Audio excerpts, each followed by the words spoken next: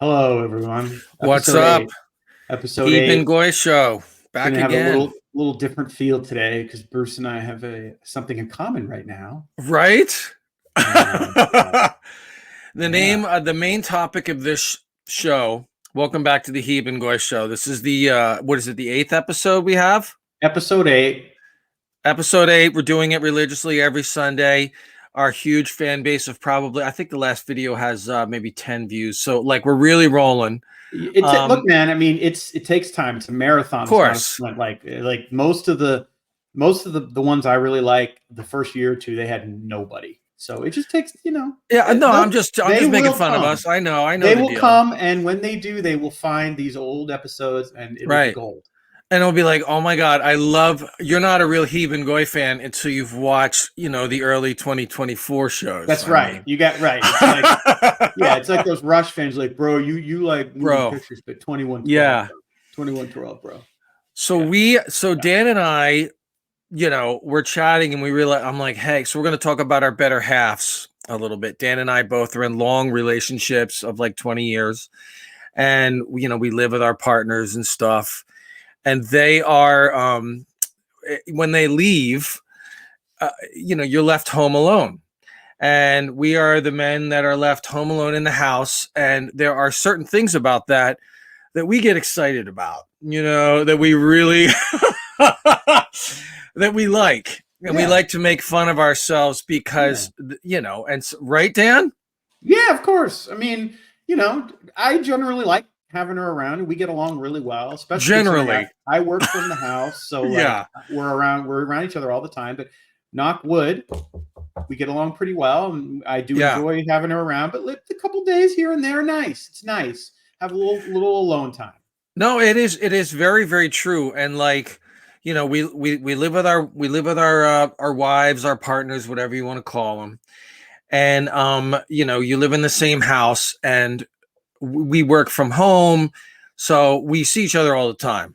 Yeah. And just you're living together, you see each other all the time, you're in the same house, and you can get on each other's nerves a little bit, but there's an old saying like time spent apart makes the heart grow fonder. Absence makes the heart grow fonder. Oh, sorry, absence. Yeah.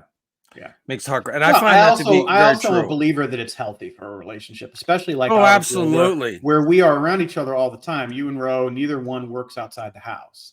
So, and mine does work outside the house, but it's only 3 days a week.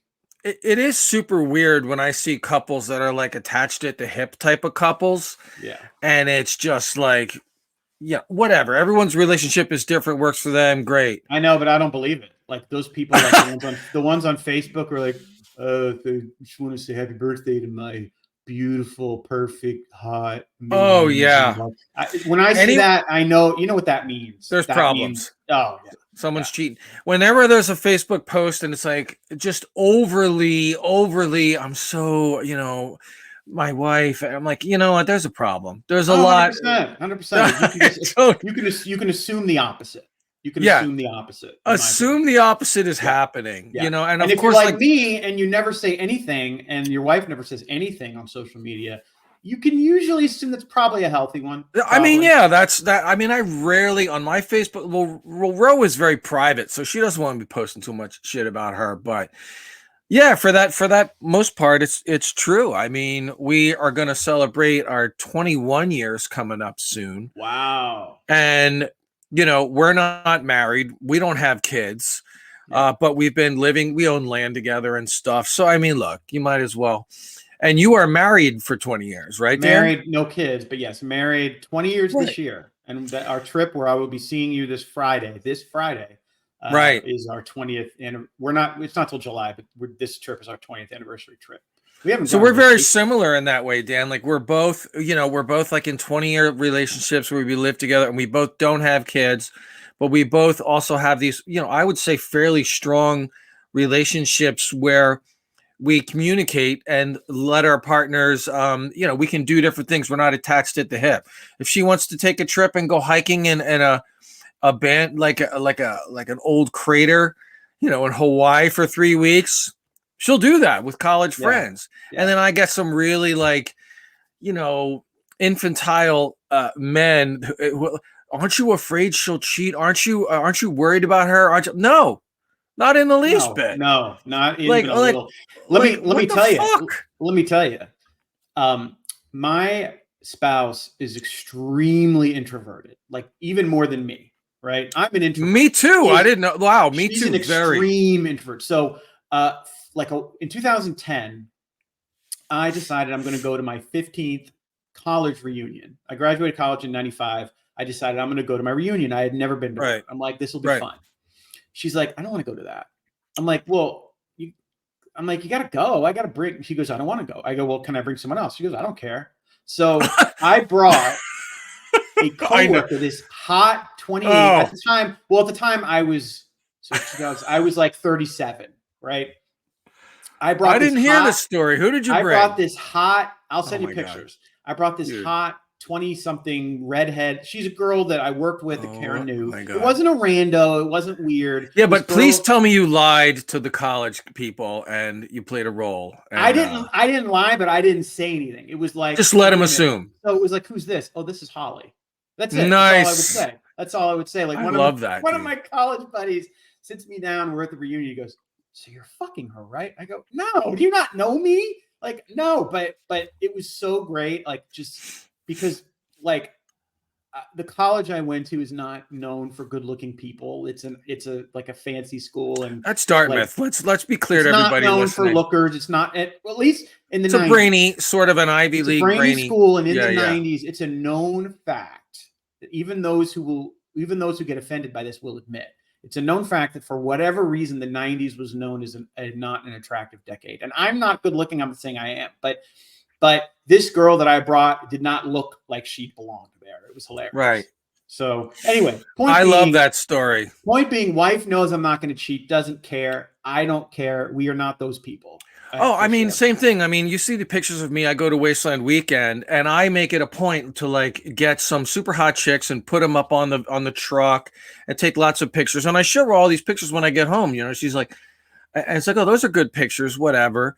And she'll sometimes like, look, she's like your wife. We're like super introverted. I mean, she is super, super introverted, and I'm extremely extroverted, right? Like you. So no, I'm not. Are you crazy? I'm an introvert. I'm just not. That's true.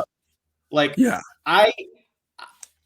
I'm weird. Like in certain situations, I'm okay socially, but pretty much I want to be alone. Like pretty much.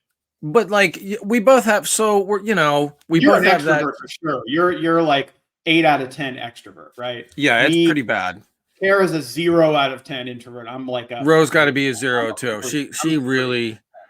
Yeah. So, but for that's the background on Dan and our partners, very similar to that, whatever. And so this week, which leads us into mine is traveling for a couple of days. She'll be back tonight, but she's traveling. She's been gone since Thursday, and yours has gone longer, right?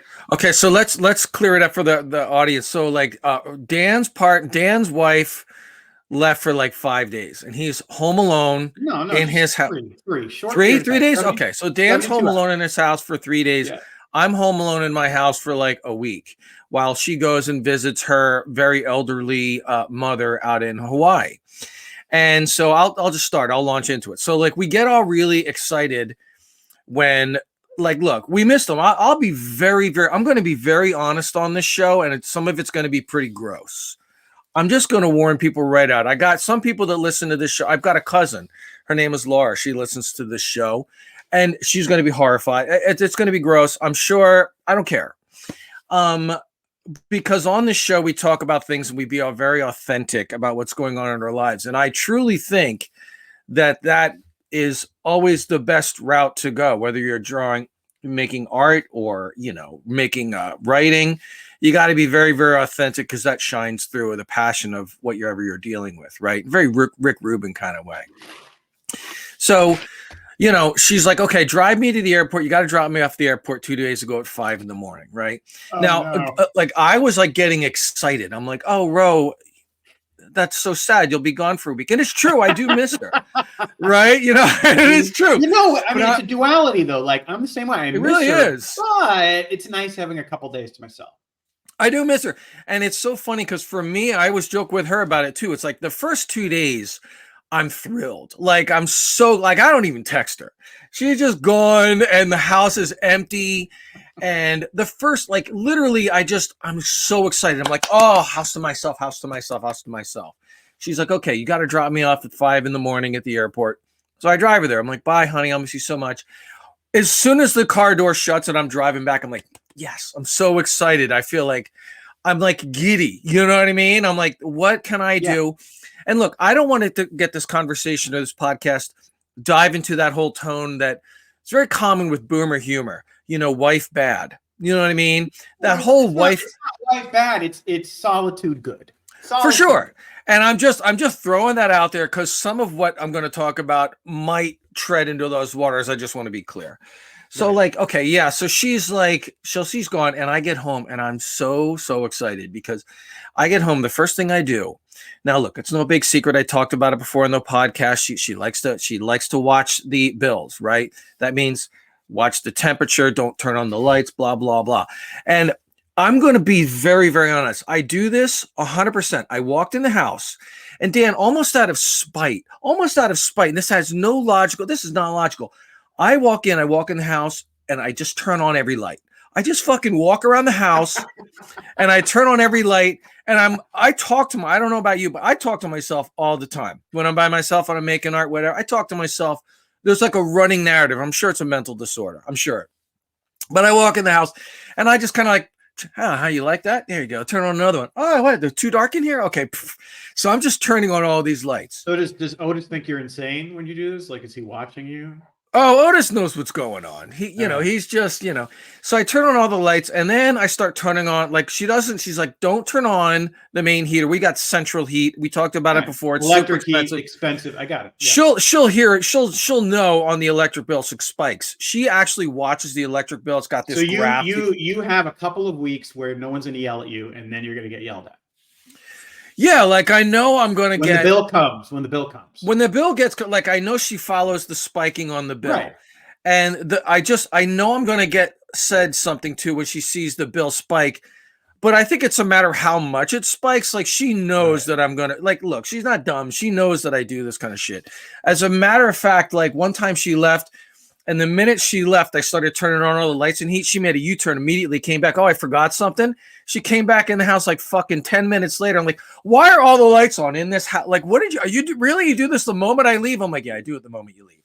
So anyway, so I turn on all these lights, and then I turn on, so I can't turn on the main heat, but I can turn on all these little portable electric heaters that are radiant, not the glowing red ones, but the other ones. They're not so bad. So now, Dan, I've got this house. The house was normally like, if it was 60 degrees outside, it's going to be colder in the house for some reason. It was like 55 in the house. I'm not going to show you, but I sort of blocked off all the rooms in the house that we don't use. Very ghetto. I hang sheets in the doorways and in the halls with thumbtacks to block off areas of the house that I don't use. And then I set up all these heaters in the house. So now I got the kitchen and my room. Pretty much that's it. That are just like all these heaters in the hallway in my room and everything like that. It is fucking 75 degrees in the house. 75. Good. And I'm thrilled. And so do you do that kind of thing when you're home alone in the house? Like, what's your procedure like right when she leaves? See, I don't think I have anything like that. I think the main things for me is that I can watch whatever TV I want. And tell me about that. Well, there's certain things she'll watch, right? And she will, like, we have our little routine. We're like 100. Do you often watch TV together? Like that's so we have a routine every night, 7:00, Family Feud, Jeopardy. Oh my God, dude! And then like Frasier. A couple of 80-year-olds. We're like 80. Family Feud at 7, Jeopardy 7:30, and Frasier. Oh my God! For real, 8. You do this? Weeknights, because that's not on the weekend. On the weekend, she does like football. If football's on, she'll watch that. Otherwise, she's not like hard to deal with when it comes to stuff, but like if I try to turn on like one of my things, she'd be like, "What are you doing? I don't want to watch this." Right? So, Like I've been re-binging this show that you probably like, actually. It's what is it? It's dystopian sci-fi. It's called The 100. It was on, I think, FX years ago. Okay, yeah, it's more of a. I know what you're talking about. It's definitely more of a teen slanted thing. It's definitely aimed more at younger audience, but I think it's a good show. It's a good show. No, it is good. I watch a couple shows like that. The 100. I think I dipped out a couple episodes in, but it is pretty good, and I like that genre very much. So I can see you sitting down, the bucket of popcorn, being like, The 100, because you know what? She's not here, and I can watch my show. Okay, so now you hit the second part. She frowns upon me snacking, and I don't blame her because I have a tendency to gain weight. I've been doing well. Because of just like that's the reason is that you gaining weight. Yeah. And look, she's right. She's right. I got it. We talked about this in a previous episode. I got up very high, and then I lost a bunch of weight, and so I stopped snacking after 7. But for whatever reason, when she's not here, it's almost like it feels better. Thunderdome. I can do what I want. In my mind, it doesn't like it's so bad that I'm actually fasting right now because I have been so bad.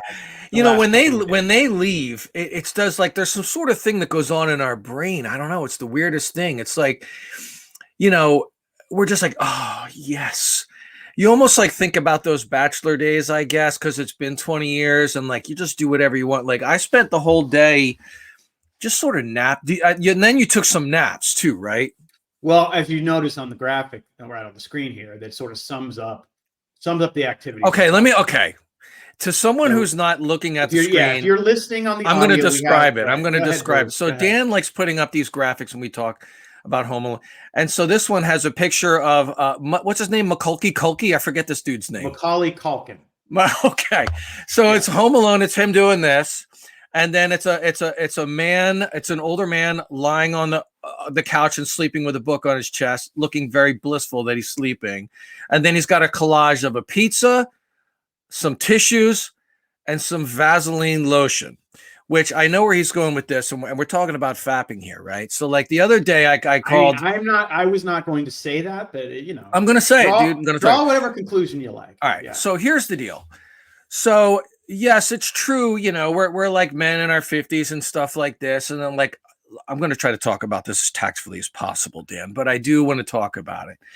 So, you know, after 20 years, I'm sure it's no big secret in every relationship, things just kind of like, you know, cool off a little bit, whatever.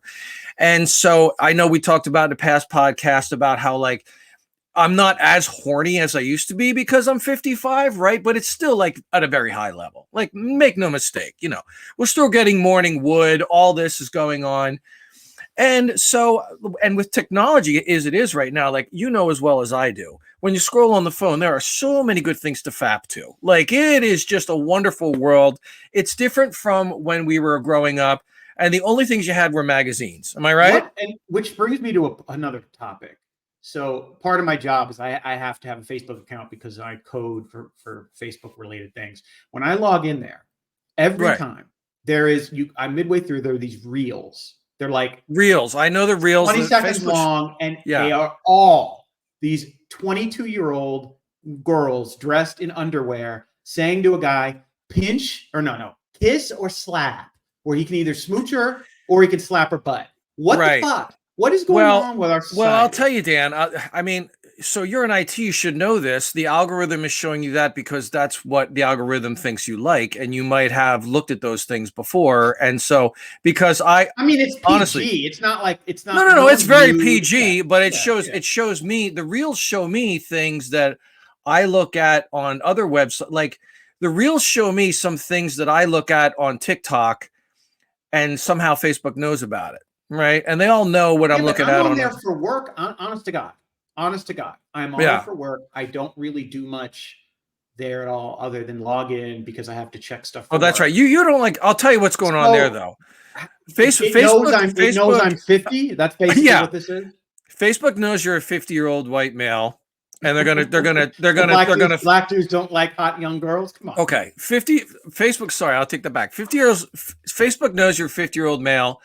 And they're going to take a random shot and they're going to be pretty accurate that like he probably likes hot young chicks, right? So that's why you're getting those reels. I get them too. And Dan sent me a couple of these things, though, these reels that say, what is it? Kiss or slap? Kiss or slap. So it's a hot chick who goes up to random dudes, holds a mic and says, hi. And of course, she's totally like leaning in. Kiss or slap? And she's asking this random dude, you can kiss me or slap me in the butt. Choose one. And it's funny how many of them always choose slap, and they slap and they take a good grab of the ass too. Like it's sort of like the under, and it's like, yeah, they're PG and everything, but it definitely is funny. And it's definitely tied into like out there on the internet. It's such a wonderful world. Like if you want to, okay. So if I mean, do people know what fapping is? I mean, it's pretty common term. I should hope that people know. We're talking about masturbation. That's what we're talking about. They come right out with it.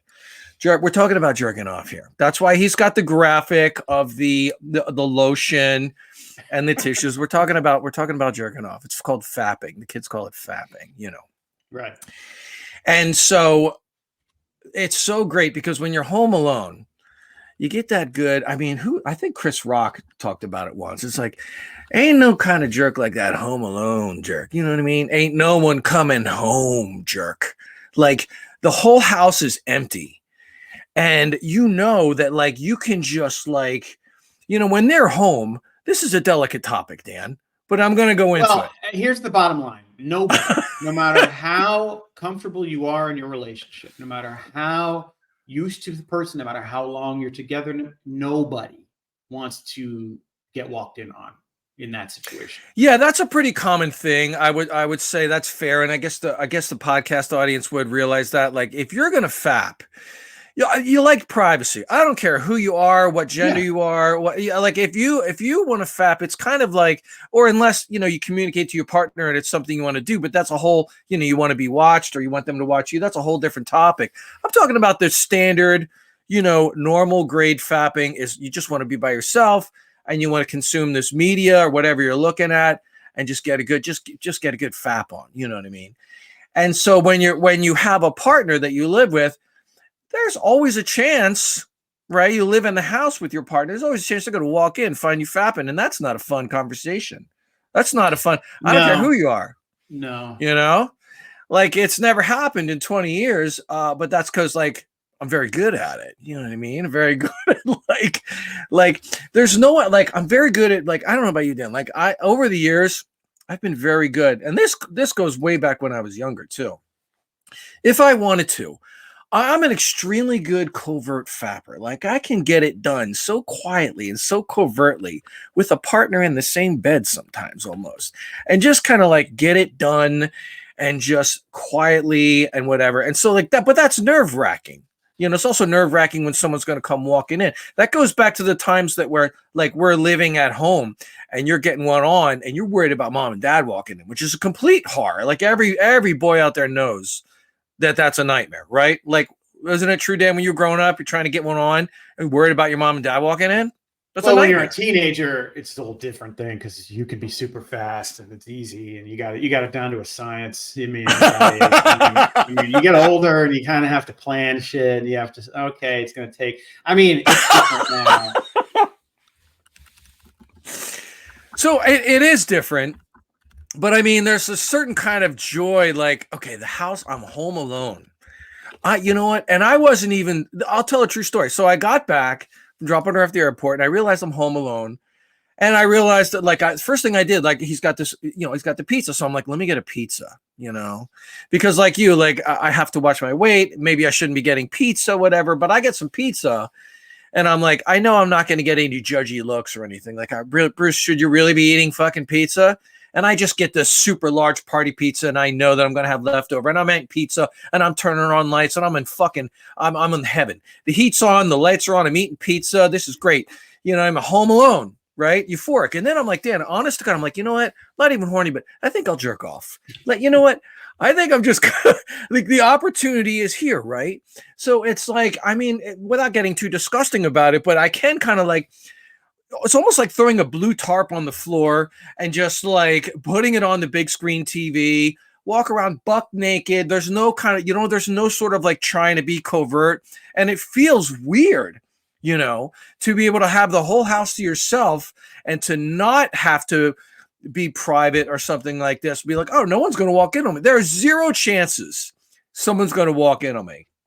And it is, a very, very freeing, good feeling, you know. And I'm casting the porn. Normally, the porn is just on the phone, and I cast it. You know, I just watch it on the phone, right? But now I'm casting it on the big TV in the fucking living room, right? And I'm laying down there. It's like, this is great. I'm just like slathered with cocoa butter, and I'm just like, oh, this is fucking great.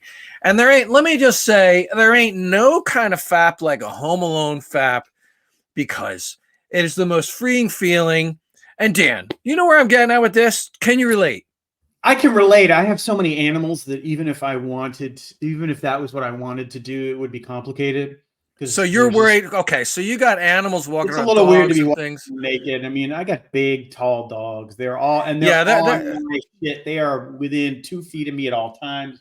I mean, which brings me to a whole other thing where this is what happens when she goes out of town. This is what I get.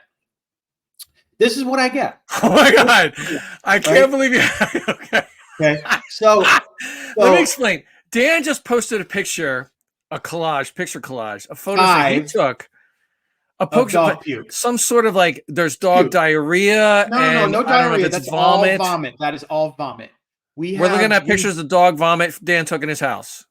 This is a truly disgusting show that we're all today. We had a dog. One of our dogs likes to eat random shit in the yard, and we have deer. God. And I'm pretty sure she ate about 8 pounds of deer shit. Deer pellets, and yeah. It was just fucking everywhere. This happened today. Anywhere I looked in the house, there was fucking puke everywhere. This is a really gross show. How do you clean this up? So, okay. What's your method? So it's funny you mentioned that. So I'm looking at this. That's pretty fucking watery, that one on the left.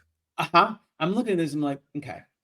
So I got a few options here. I can go and get a roll of paper towels and use like 8 rolls of paper towels.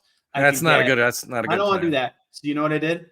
Let me guess. You use scrap of cardboard. No. Like that's so much volume. You gotta get better. You used a whole dustpan and then threw it right in the trash. Better. You used the vacuum, threw the vacuum in the trash. Okay, no, I didn't throw that. So we have, because we're insane, we have three shop vacs. One of which is like the gross one in the shed that we use for chicken shit, whatever else, right? You got a shop vac specifically for really gross. It's in the shed. I went and got it. I brought it in. So now she would never do this. Never. Why not? Would she never do this? She would view this as lazy.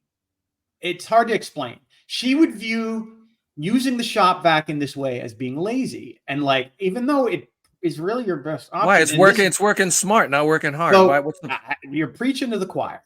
So I went, I got the shop vac. I came in and I made quick work of this shit.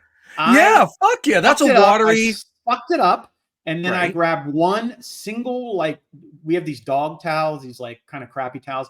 I use those, and I use some floor cleaner, and I wash the thing on the bottom right is a couch cover. I wash that. Oh my the rest of it, and then there's a rug. That's a washable rug. So I threw that in the washer, threw the couch cover in the washer, sucked it up with the thing, grabbed a towel, done and done. I told her, she was horrified.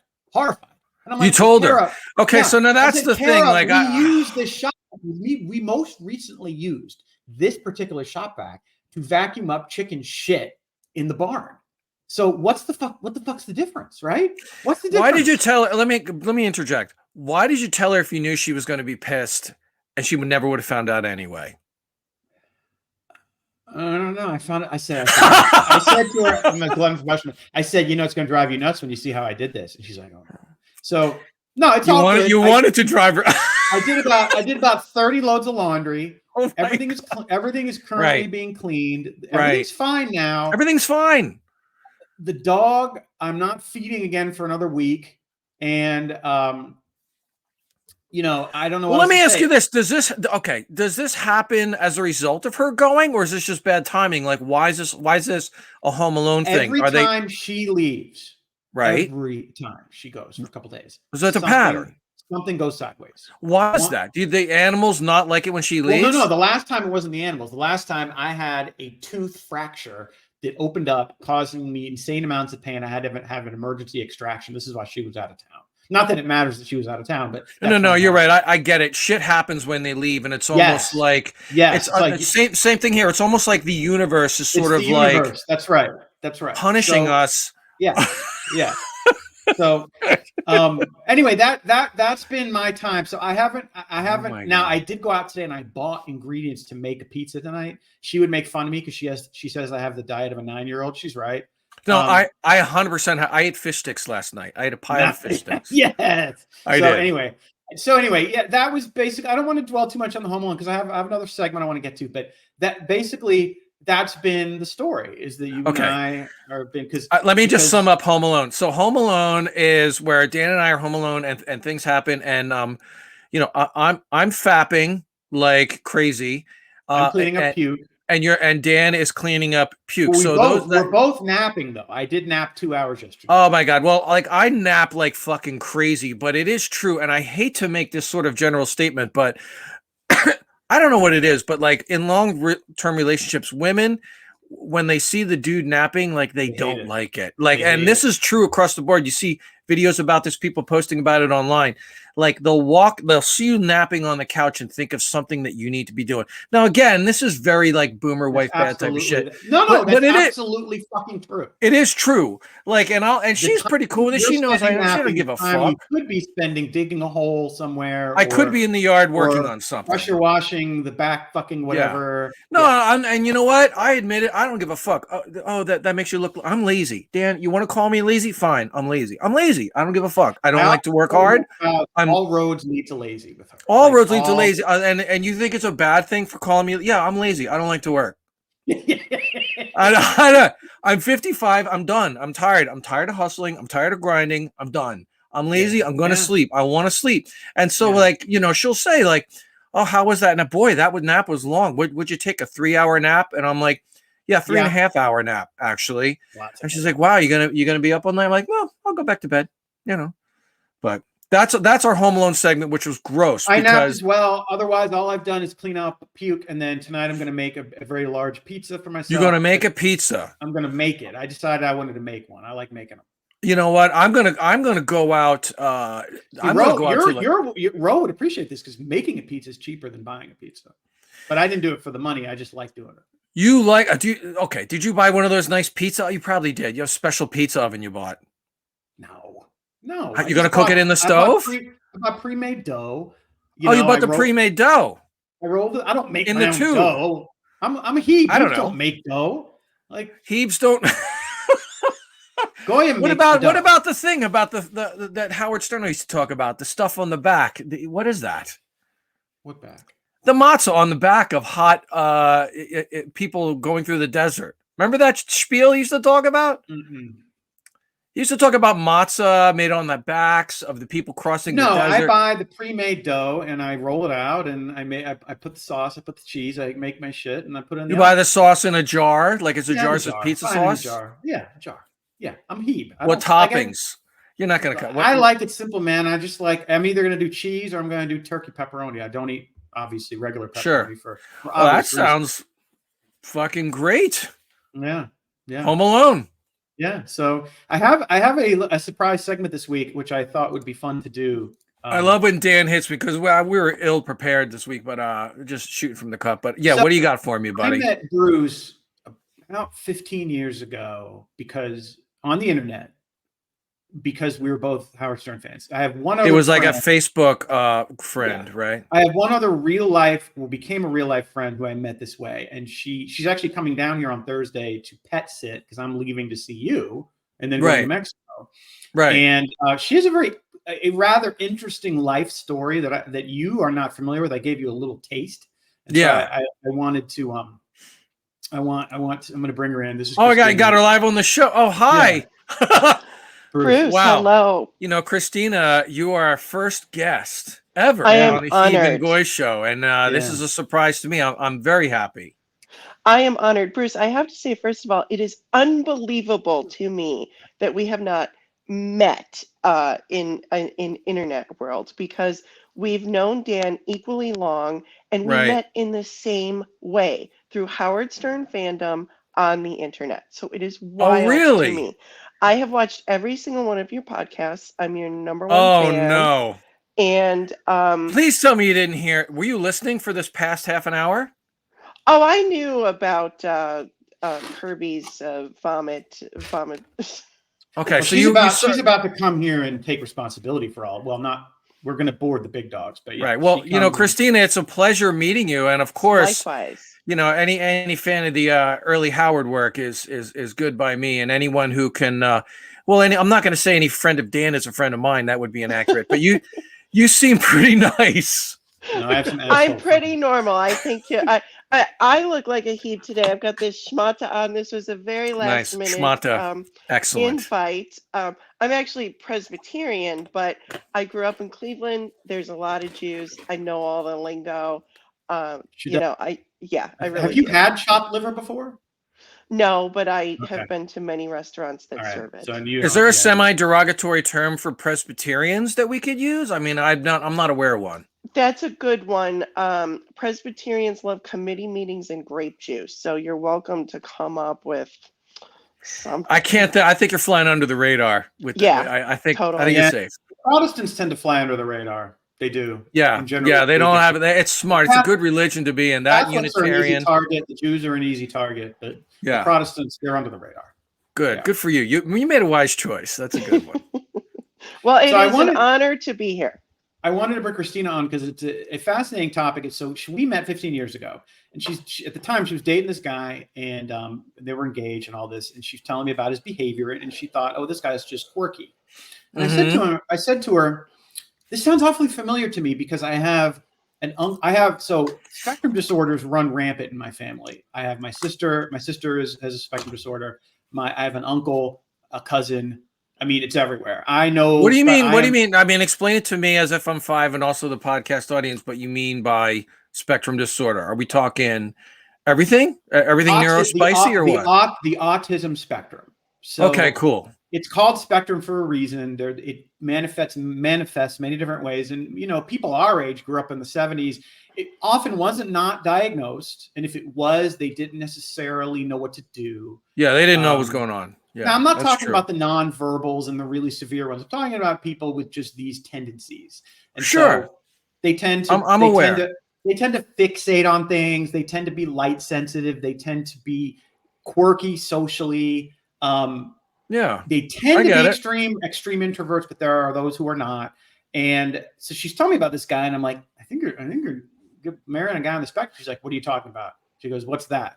And so over time, this has become like a little skeleton key in her life where she's like, wait, he is like, and again, Christine, what's going on with that? What's high functioning? These people are not like you wouldn't know within 2 minutes of meeting them. There's something off. They're high functioning, but they have certain things that like a thing I say about my uncle. So I have an uncle who lives here, he rents a house for me. And one thing his sons and I both say about him is his talent is that he has low blood pressure, but he gives everyone else high blood pressure, right? Because he's Christina, tell me. Give us some things. Like he's 5. Give him a couple examples. Okay. Yeah. So, Bruce, let me just give you my brief history. I am 46 years old. I grew up in Cleveland, married my college sweetheart, who became a lawyer. That didn't go well. I was jaded by love. Because of my college sweetheart, I moved to Buffalo, which is where I live now. Buffalo is my permanent home. And after my divorce, I met my husband is super handsome, so nice. Like, people just love him. Right. But he is extremely chatty. And there are just simply certain topics you cannot bring up around him. I'm going to give you a perfect example as a Howard Stern Show fan. And Dan's right. These are called fixations.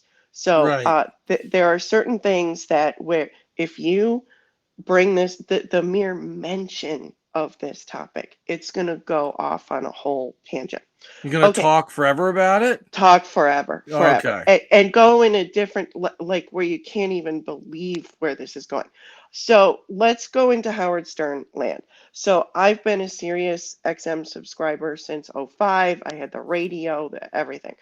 Back before it was the internet streaming that you could easily rewind and fast forward. I just had my boombox radio in the kitchen, Right. and I would have it on constantly, and I would be like waiting. I would only be able to have like 45 minutes of build up. So back when Howard was good, I'd be waiting. I'm like, okay, I know this segment's coming up. I want to hear it. I want to hear it. I want to hear it. Right.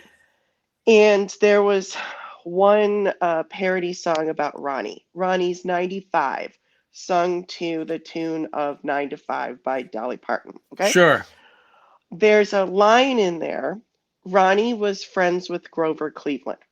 I'm not kidding you. I was waiting all day. Like, I heard it in the morning. Then I got home from work and I'm like, I can't wait to hear that segment again. The song was so funny. So it gets to the segment where it says Ronnie was friends with Grover Cleveland. My husband goes off on how Grover Cleveland was the mayor of Buffalo, and he gives the years. And Grover Cleveland did this in Buffalo. Grover Cleveland did that in Buffalo. Grover Cleveland. Meanwhile, Cleveland, you're trying Buffalo, to listen Buffalo, to Buffalo. you're trying to listen to the show, and he's just Bingo. like Grover Cleveland. Buffalo, Buffalo, Grover oh Cleveland. My God. Oh my Bingo. God. And I missed and I'm like, can't rewind it. Can't rewind it. And also, like, I'm saying to him, I've been waiting all day to listen to this. Can you just wait to tell me about Grover Cleveland? No. Okay. Must expel every thought in his head about Grover Cleveland being mayor of Buffalo at the exact moment that I've been waiting to hear a Ronnie parody song. That's pretty narrow spicy. That is definitely, if it's a spectrum, that's at least in the middle, because I've got, be considered, I think, Aspergery, by old standards. Because he does function, like he has a job and stuff. Sure. He's pretty normal. Like, you can tell something's a little off, but he's not like, but the thing that's nice, Dan. Very nice. My name is no. So the thing is unique about him that I find fascinating, because all of my Spectrum people are kind of typical in that they're introverts. Her guy is an extreme extrovert, which is very rare in the Spectrum world. Yeah, that's true. And that's where the talking comes from, a lot of it. They all are bad about fixations. And I'll give you my uncle, who I've known since I was a little boy. My uncle, if there was something broken at the house, even something critical, it would take him months to even think about doing it. He'd have to research it and think about it. And I'm thinking about it. I'm going to do it if it's not a fixation. If it is a fixation, if it's something he's really fixated on, it'll be done in 3 seconds. And like my uncle was fixated on chili. And oh my God, every kind of chili, he would have every kind of fucking pepper on the planet, but he would admit the mailbox is broken. They had to drive to the dump every week to take trash. They would always be late every time. Right. And he would make my little cousin climb under the fence to put the just kind of like paralyzed over tasks that they don't really want to do. Exactly. If it's not a fixation, it pretty much doesn't exist. They don't care. It's like Christina has a yard. She has a yard that's the size of my desk, and she can't get him to cut the grass. True. It's a tiny little yard. True story. It's like 10 by 5. It's tiny. We don't even need a powered motor. I have a push mower, and I do so much. Like, I draw the line. I'm not mowing the lawn. Like, I'm a woman. I'm 46. I work. Right. So you see him napping there. He might be napping, and then you look at him. Hey, buddy, get up and mow the fucking 4x6 lawn. He'll say he's going to do it. It's not like he's saying I don't want to do that. Yeah, he'll say he's going to do it. And my uncle was the same way. He was always intending to do stuff, but it never got done. And my cousin had to basically do everything. I don't mind him napping because, and I heard what you guys were saying before, I'm not like a drill sergeant. And honestly, when he's napping, he's not talking. So that's very Oh my God. Shots fired. Oh my God. No, Christina, hold on. How long have you been with hold on. Okay, go ahead. Is he going to listen to this podcast? No, it's not about Buffalo. He won't care. Okay. How long have you been with this guy now? I've been with him since December 2006, and we've been married 11 years. So wonderful. And so it's something that you didn't really notice at first, and is it progressively getting worse, or do you think you're more tuned into how annoying it is? And like, so what's going on with that? Is it a scale? It is. So at first, I definitely noticed that something was off. Like the first few years of dating, I definitely noticed something was off. But I honestly thought it was ADD. I had no experience to my knowledge with spectrum. It was honestly Dan who pointed me in that direction. Right. And I had this horrible experience. Dan loves this story. After we were first married, my husband wasn't able to keep down a job or anything. Well, that's another spectrum thing. That's a red flag right there. Yeah. My uncle was the same way. They really struggle with like being on time, stuff that you have to do to hold down a normal 9 to 5.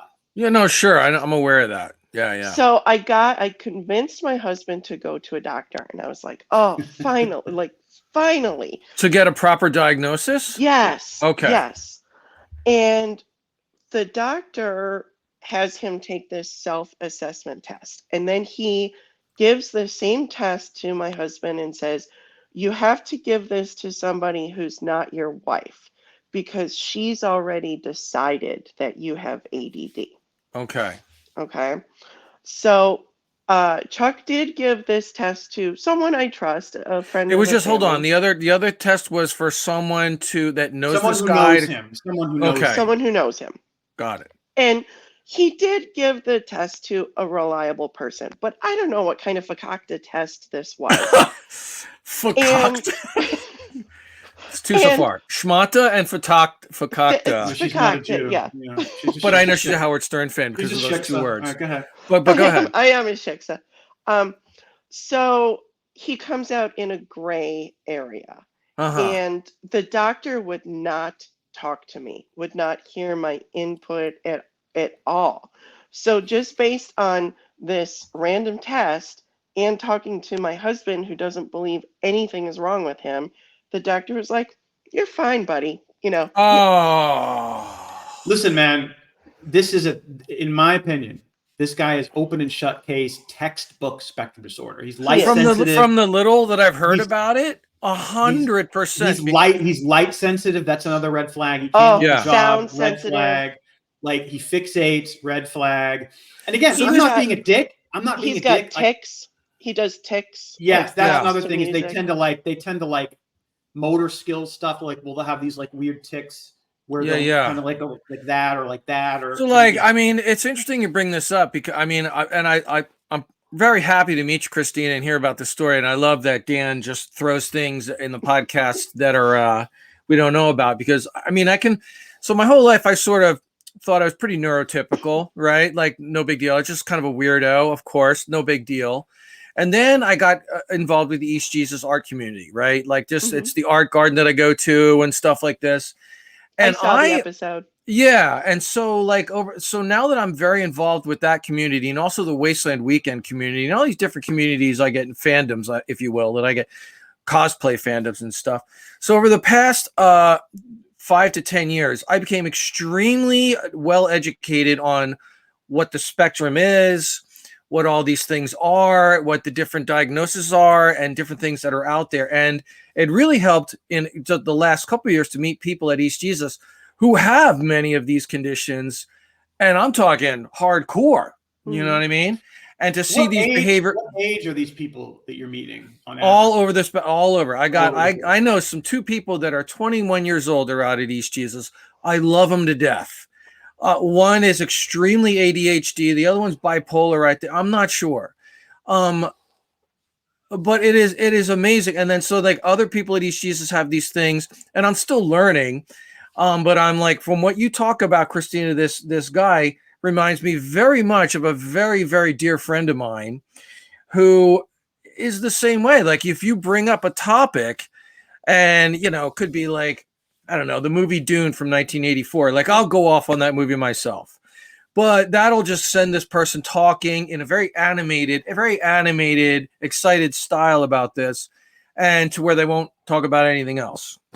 And I know people with PTSD. I know people with ADHD. I know bipolar, right? All these different things, you name it. And so then I was somewhere along the line, as I was doing artwork, I'm like, you know what? I think I might be a little OCD. That seems to be my fucking thing, right? And I'm like, what is that? And I took a couple tests about the OCD and like, what's that about? And I'm like, oh shit, I've got a pretty decent form of visual OCD that is just like, and also I do things like if I'm going outside and I see a quarter on the ground, no big deal. I do some pick it up or not. But my brain tells me if you don't pick up that quarter on the ground right now, you're going to get into a horrible car accident. You have to pick up. So you're like Sal with the dimes. I mean, yeah, I have to pick up that thing. It's not because it's a quarter and it's worth 25 cents, which is okay. That's true too. But really, it's because if I don't, and then it gets even worse. Like the more older I get, I'm like, look at that rock on the ground. That's a cool looking rock. You should probably get it and put it in the car. And if you don't get it and put it in the car, you're going to get in a horrible car accident. It always leads back to that, or the house is going to burn down. But there's one key difference here, Bruce. What's that? You recognize that something might be off. That's true. Your husband that denies it. 54 years old almost. And has no idea that anything's wrong with him. That is the part that I find fucking amazing. That is amazing. You know what? You're right. That's amazing. I have suggested, I've tried to talk to him about this. And there have been times, I mean, this kind of ebbs and flows. So here's what's had to happen, because I do consider myself happily married and we've been together a long time. And I intend to be in this marriage for the rest of my life. Right. And so I had to. You care for this man, very much. And so I had to. I really do. I'm grateful to Dan and I ball bust each other just like the two of you do. Of course. Dan is one of my closest friends in reality. And he really did help me see this. And so what I had to do was accept it. I have done some counseling about it. And what I realized is I can't do anything about his diagnosis. What I have to do is manage it. So that's exactly what I do. As Dan says, you never set him up to fail. And I don't do that. That's why I hire a landscaper for our postage stamp size lawn. Right. I never, he's always late. So I don't make plans for dinner with friends where we have a reservation. I keep things casual. You have to work around it, kind of. You have to work around it if you're going to accept it. Otherwise, it just makes you mental. And he's sure. At least in my family, the people that I know, like my cousin who's my age, he got a diagnosis as a kid in the 70s. And he luckily grew up outside of Boston where they had actual resources for this. Yeah. And he's, he's done fairly well for himself. He holds a job. He's been able to manage it. Whereas her husband has a twin and they're both on the spectrum and both of them think they're normal at 54 years old. It's wild to me.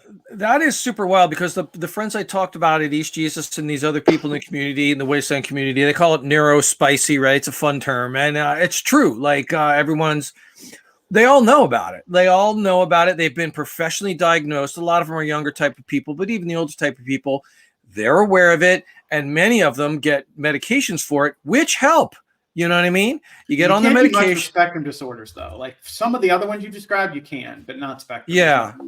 I mean, I don't know too much about it, but I mean, a lot of them are on different kind of medications that help. And so if you get professionally diagnosed, there's good stuff, ADHD, there's stuff for that. But with spectrum disorders, it's more just being cognizant that something's different about you and trying to alter your behavior as best you can. That's how my cousin is. And my cousin is actually far worse than her husband. He's way more obvious. But he's done very well for himself. Like I give him a ton of credit. He's overcome a lot of shit. And a lot of it's because my aunt and my uncle, my uncle is the reason he's on the spectrum because he probably inherited it. But it must not have been easy in the 70s. But it's just wild to me, like I said, to get to this age. You can't hold a job. You're constantly late. People are always telling you what the hell's wrong. You're late for your whole life. And you don't know anything's wrong. It's crazy. That's the part I don't get. And another thing is that there are times when it's really hard and I can't, I have a lot of friends. I have close girlfriends and stuff, but there are times when you need people who actually really understand this. So another good resource for me is I'm part of a secret, closed, private Facebook group that is only for women who are married or dating men on the spectrum. Wow. I bet that's helpful. It's pretty common, especially with younger people, because the incidence of these disorders have exploded post like in the 80s. It used to be relatively uncommon, like when her husband was young, it wasn't all that common, but now it's extremely common. I don't know. I don't know if that's true. Maybe it was undiagnosed back then. It was undiagnosed. Well, that too. And the other thing, both, I think. The other thing is nowadays, let's say you want to research spectrum disorders, all you're going to find is kids with spectrum, kids on the spectrum, kids. Yeah, kids. There's almost no, and I love kids I love little Asen as much as you guys do. She's of one mind with us on that. Yeah, good. Totally. Welcome, sister. Welcome. Oh, you're preaching to the choir. Yes, welcome. But I mean, I just thought that was really interesting because when I go out and I see my friends and stuff, and they're all on these medications and stuff, and they do seem to help. And you know, they want to make sure, oh, did you take your meds today? Did you take your meds today? And it's been very, like, I try to be very, I used this word last week. I try to be very teachable, you know what I mean? And so like, they are letting me aware of like, and I didn't know too much of this until I had encounters with people for real. Like you could see about stuff and then someone acts a certain way in front of you and they'll be like, I was just having, you know what I mean? All of my people that I know with this are extremely self-aware that they have it. And that's so good for a person like me to be like, hey, I'm sorry. Like one guy has PTSD from the fucking military, right? Obviously, this guy's seen some shit. And he was like doing some sort of like, he's putting some cookies in the oven. And I'm behind him just getting excited because there's cookies in the oven, you know. Oh my God, cookies. I'm doing this, cookies. And the guy's like, can't get the fucking tray in there. And it's starting to like sort of tick out a little bit. And he turns around and he goes, could you not fucking stand right? And he was like dead serious. Like, could you not fucking stand right behind me? I have PTSD. I'm trying to, the cookies. And I'm like, oh shit, I'm sorry. Like, and if this was an undiagnosed thing from back in the day, you just thought, hey, why is this guy being such an asshole? Relax. It's just fucking cookies. But now we know, okay, he's got some PTSD. People stand behind him, making noise. He was in the military. I mean, put two and two together. So I apologized a little. I'm like, hey, man, I'm sorry. Next time I know I'll do better. That shit triggers you. He's like, no, you didn't know, whatever. Of course, the base of it all comes down to communication is really all it is. But it is weird. Like he's very aware that he knows denial, though. The denial, like self-awareness is not something Christina is used to dealing with in her life. No one in my life is self-aware. Yeah. Wow. And when you talk about like you're in a group when you have to deal with certain behaviors like this, like, you know, I'm clean and sober like 20 years now too, you know, but for the first couple of years in the relationship with Ro, I was she caught me on the end of my hot mess period, drinking and drugging like heavy, right? So she had to deal with that for a couple of years. And it's the same thing where it's like, I feel like she had to live with a partner who was just fucking, and of course I'm in denial about it. You know what I mean? And so, it is weird to have to stick through that. And yeah, she's like, I'm not picking you up from jail anymore, Bruce. You know what I mean? Like that's it. No more dropping you off to jail and picking you up at jail every couple of weeks. I'm done. That's a good boundary. Yeah, it's a fucking good boundary.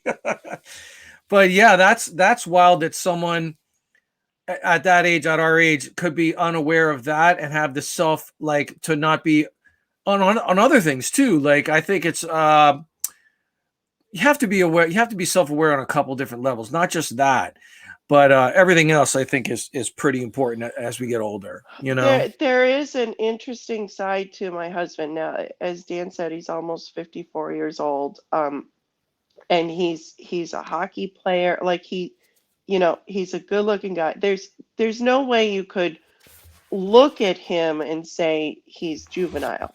Yet, I am very attracted to masculinity. Like I'm a straight woman, but there's a side to my husband that drives me insane. He's very boy-like. He drinks milk. He eats cookies. I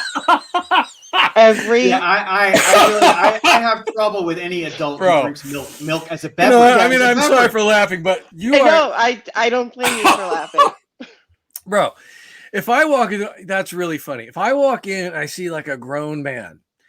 Now look, I'm like Dan. I got the culinary palate of a 5-year-old. That's I true. love pizza and burgers and all that. But it's true. But you can see grown men eating pizza and burgers and not thinking anything of it. If I went to a restaurant and I saw a fucking grown ass man having a big glass of milk and a little plate of cookies, I would be like, what the fuck? Like, that is wild to me. Who drinks a big glass of milk? I mean, who drinks a big glass of milk? Bruce. Christina, are you horrified at the big glass of milk? It's probably like the worst thing in the world. I'm going to tell you one of the worst moments of my life. Dan mentioned that my husband is an identical twin, and that could be fodder for future podcasts. He really is. So there was one night my brother-in-law was over late. And so the next morning I woke up, and where I should see like two guys who got together, stayed up late, maybe there'd be some cigars and an empty bottle of whiskey on the coffee table. Two manly men. Manly men. Right. There was an empty container of Oreos and two empty glasses of milk and the gallon of milk empty next to it. And I just hold on. Wait a minute. Hold on. I'm hold too the phone. ashamed. The twin brother drinking the milk too? They're identical twins. But he's drinking the milk too. Oh yeah. He doesn't have the tism like your guy has though, right? Yes. So they both. In my opinion, they're undiagnosed and not open to the concept. But oh my God! So you go to bed, you walk out the next morning, and there are two identical, really good-looking guys, very manly men. No, they're gone by morning. They're gone. My husband's in bed still sleeping. There should be beer cans. There should be beer cans. Pizza box. It should look like a fraternity house. But it looked like a 5-year-old sleepover. It looks like a 5-year-old's birthday party. Oh my God. An empty gallon of like whole milk with the red label? Birthdays, dude. They sing happy birthday and they have cake and ice cream and they sing at all their birthdays. Dan, Bruce, come on. Bruce, Christina. Night, I'm not kidding. Bruce, there's no honestly, I swear on Beetlejuice from the Howard Stern show. It makes me nuts. These people have these birthday parties, dude. And they have last cake night, and ice cream my husband made a chocolate cake and drank and ate 4 pieces of it with glasses of milk, like till midnight. I wonder if we would get I wonder if we would get heat. I wonder if we would get heat from this from, the community or people that are like on the spectrum. No, we're hitting milk. This is about milk. This is about milk. This is a fixation. This is a spectrum fixation. Yeah. Because I love me some chocolate cake, and I got the culinary palate of 5-year-olds. So far, all these foods, all these foods are fine. All these foods are. Drink milk as a I don't know what it is about milk, and milk is gross. Like, and I do have milk sometimes. I use it in my coffee, whatever the fuck. Sure. If I'm making mac and cheese, right? The mac and cheese mix that takes milk. I put it in meatballs. Yeah. Fuck yeah, we use it in baking and stuff like this. But to drink a glass of milk in this day and age as an adult, multiple fucking wild. No, every day, multiples. No. This dude's drinking glasses of milk every day. He turned 50 He turned 50 in 2020, and Christina wanted to have a surprise party for her husband. Tell her why that got shelved. Bruce is going to have an aneurysm on this one. Oh no, I'm reeling from the milk stories already. This could be a whole podcast episode in and of itself, but cliff notes though on why she could not have a surprise party for her husband's 50th birthday. Let me set a little bit of context. So I told you things have been hard. He wasn't able to keep a job and stuff. So around the time my husband turned 50, things were going really well. We just bought our house. We just he was doing well at work. Like things had turned a corner for us, and I was so happy. And I just wanted to celebrate him, and 50 is a milestone. So, and we have these friends who own this gorgeous hotel. I wanted to throw this party for him in this beautiful at the hotel. All right. And I had talked to him about it. I had talked to his mother about it. I talked to my sister-in-law about it. I got everyone's approval in my mind. And then it comes down to, like, I'm ready to send out the invitations. Right. And my husband goes, well, is this a party for my brother too? I'm like, no. I'm like, no, we talked about this. It's for you. And he's like, Well, what will what will my brother do when they're singing happy birthday to me? Just Can you fucking imagine this shit?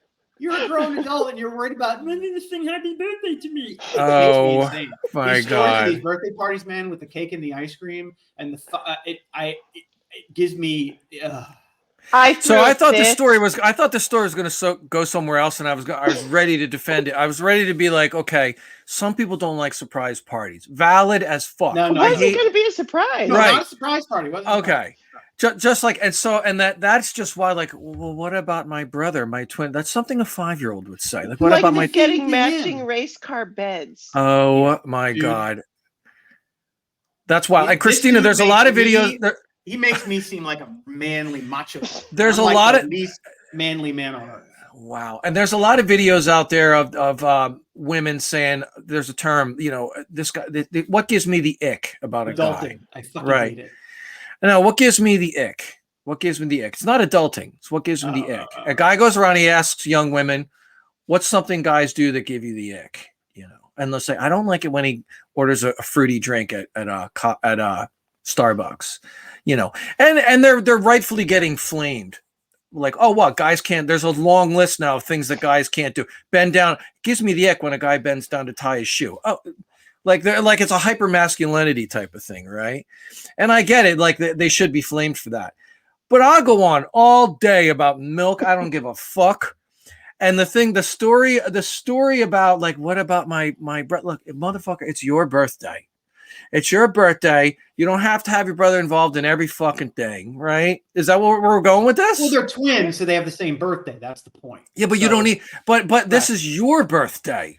And we even talked about that because here's the thing. If you talk to them, they go, we never liked the twin thing. We never liked dressing alike. We never liked this. We never. Then why are you worried about having have a separate birthday? It makes no sense. Thank you. Yeah. Well, what the fuck? I mean, look, it's a whole separate discussion. Why does any fucking 40-something, 50-something-year-old person have cake and ice cream every fucking year for their birthday? Like that. Yeah, I think a comedian was talking about it. I mean, a comedian was talking about it once, and it's true. I think I forget who it was, but it was a great bracket.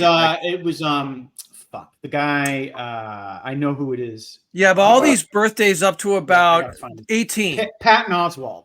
That's it. 18. Yes. That's your final. You have birthdays every day. I'm 18. So 100%. And then 21. With you. 21 is the next one. 20 you should ignore. But you should ignore 19. 21 is with your friends, and you get shit faced. Yeah. Right. But then by the time you're like, but then there's decades. You should be able to, I will even argue like 40, you should 50. Be able to do 30, 35, 40, 45. Those are accurate. But no cake. I'm telling you, a guy turning 42, absolutely no reason on earth that guy should be having a fucking birthday party. No reason. No one cares. You're not 5. Amen. You know? I know a lot of my friends are probably going to listen to this and be like, "Oh, what, Bruce? You should let people enjoy things." I'm like, "Okay, I'll take some heat for that. I'll be on the wrong end of the line for that one. I don't care." No, Bruce, I'm going to agree with you, Bruce. I'm going to agree with you. Yes, you should let people enjoy things, but I'm going to say that insisting on celebrating your birthday with a party when you're turning 43 shows something wrong with you. Oh, 100%. Like if you're like, I once had, listen to this. So I once knew this about 10 years ago, this grown woman who was turning, I want to say 33. And she was part of the cosplay community, which I'm a part of, right? It's a bunch of nerds who like to dress up and stuff. I'm one of them. Are you 100%. A brony? I am not a brony. Absolutely I'm joking. Not. But I will not kink shame anyone not here on my watch. But anyway, so she's like, I'm turning 33. I want to have a birthday party. She made a Facebook post about it, had a Facebook group she planned this whole thing. No one else is doing this for her. She's doing it for herself. 33. Meet out in the park. We're going to do this. These are the games we're going to have. These are the cakes we're going to have. I want you to bring me XYZ. We all met together. I don't even like this girl. I was just going to try to like meet more people. You know what I mean? And it's like, it was the most horrible, annoying thing ever because she had a breakdown out there because her party wasn't going the way that she wanted it to be. People weren't playing the game. Like there was a styrofoam like role play where you play swords with the pool noodles and stuff. And she didn't like how that was going. No, everything but the pinata. And like all this was, come on, guys, now's the time that we're going to fucking blow out the cake. And I'm like, oh my God, are you 5? Like, what the fuck? Like this, and I left. I never went back. I was like, I just block. I mean, no, but the milk, the birthday thing is fucking wild. The milk thing is fucking wild. Big ass glass of whole milk. The milk thing deeply.